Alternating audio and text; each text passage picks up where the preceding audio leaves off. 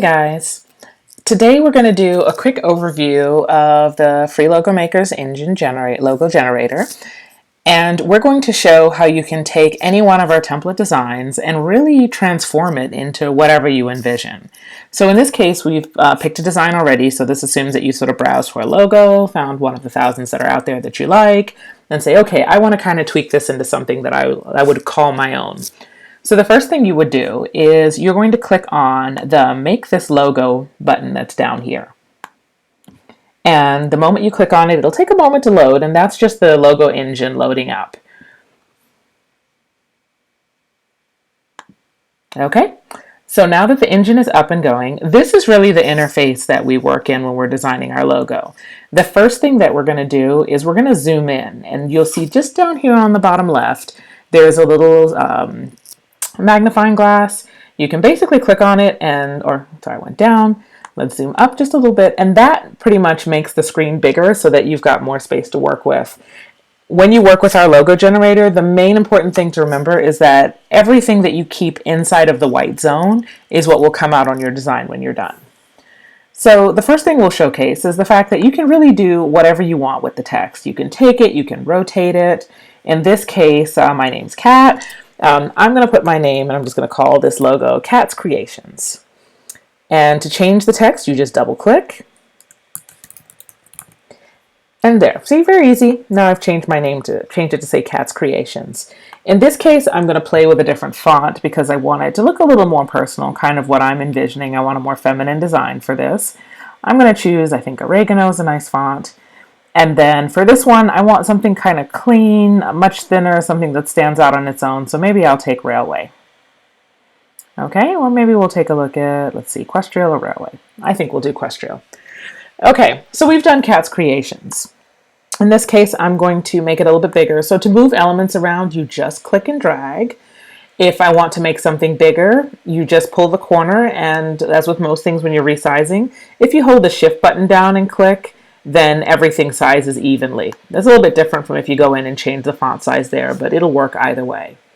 So I'm going to move these two things over here, and I'm looking at this plus sign, and it's nice, but I'm not really looking for a health design. I just kind of like the shape.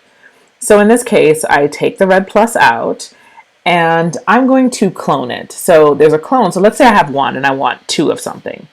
I click on the clone, and then a second element appears. And in this case, I'm going to make it a little bit smaller. So again, I hold down Shift and I click and drag. And I'm going to give it a different color. Maybe I'll make this a light yellow. And, I really wasn't thinking of having a red logo. I was thinking maybe a little bit of purple and yellow together. And then I like that purple. I'm going to make it this purple too.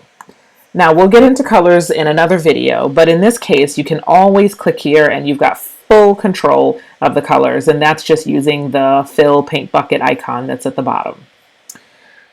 So I'm going to take my little plus sign and I'm going to put it here, and it's okay. I might make it just a little bit bigger. Okay, that's all very nice. Now this is nice, but they're not really aligned well. So I'm going to click and drag, and that's just a click and drag just like this. And I'm going to go first.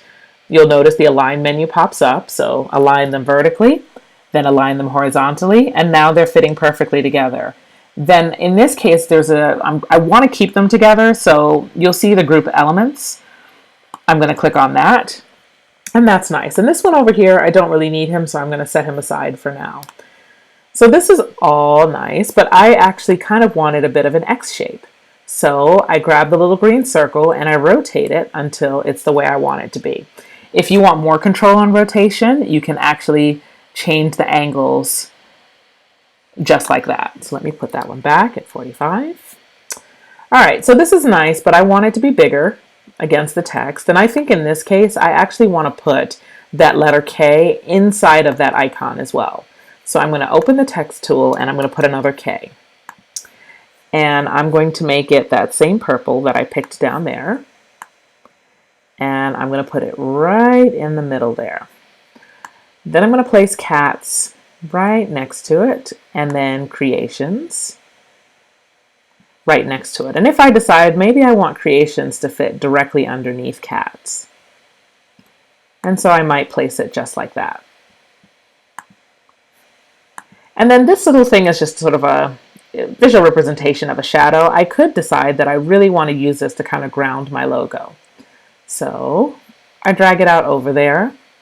I don't need this, so I can either click on it and use the delete button, or I could just hit delete and it'll go away. And there we have a completely different kind of design. Now, if I decide that I'm going to now place this, I think this is the design that I want to go with. I'm going to group this. And that was clicking on the grouping icon. And I'm going to drag it wider, wider, a little bit bigger, a little bit bigger, just so that we're using the white space as best as possible. Your design is going to trim anyway. It won't leave that crazy white space, but it doesn't hurt to get rid of what you don't need and to use it completely. All right, so there's my new design, Cat's Creations. You'll notice it looks nothing like the first design that we had up there. And then when we're all done, we can hit all done and then save image. Now your browser may pop up this warning and say, are you sure you're done? Basically, you can say, yeah, I'm ready to leave this page. Let's give this a second, and there it is. There's your logo design right there on the left so that you can see what you created. You've got an order number. It's generally a good idea to keep track of this number. If you choose to email the logo to yourself, which is a little bit further down here, then you'll get that order number as well in your email. But if not, if you have this order number, you can always come back to this design and work on it. Last few things to point out. One, if you want to make changes to the logo, which we'll do in the next video after this, you just hit the Edit Logo button and it's going to load your image up and you can start tweaking it. If you want to be able to see everything that you've ever worked on with us, go ahead and create an account. One beautiful thing about this is that if you've been using our generator for a while, you come back and you put your email address in later, as long as you've been emailing those designs, the system is going to identify your orders for you.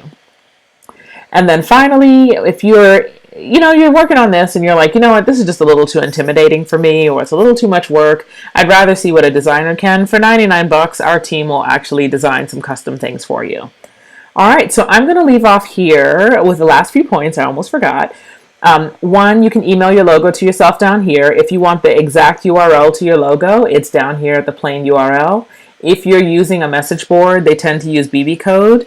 There's the code for that. And if you just want some HTML so you can drop it on your browser, it's right here. All right, I hope you guys enjoyed this video.